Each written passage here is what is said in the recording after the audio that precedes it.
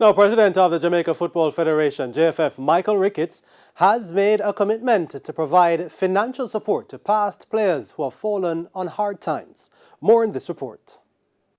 Michael Ricketts' commitment towards past players came after a tour of the island where he visited with the struggling players and administrators. According to Ricketts, it's only natural for the JFF to stand by those who have given their services to make the sport better in the country. This JFF will ensure, and we are intent on doing whatever we can to ensure that we reach out and we give some assistance to our fallen soldiers. As a result, Ricketts says the JFF has already sought permission from FIFA towards making funds available. And we have gotten permission from our parent organization, from our COVID relief fund. The JFF will make some money available for this welfare program.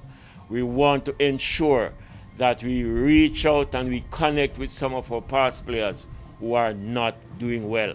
And for some of these players now to be virtually struggling to survive, it's an indictment on us. We must make some connection with these players to ensure that we do something to make their lives a little better. On the island tour, Ricketts, along with members of the JFF and the Unsung Ones Foundation, visited former JFF competition director Bob West, who is now residing in a nursing home.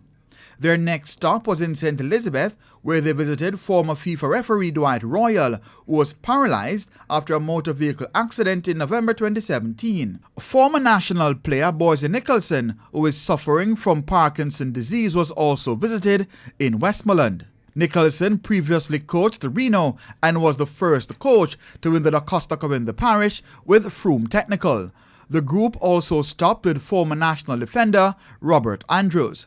Keon Rayner reporting for TVJ Sports.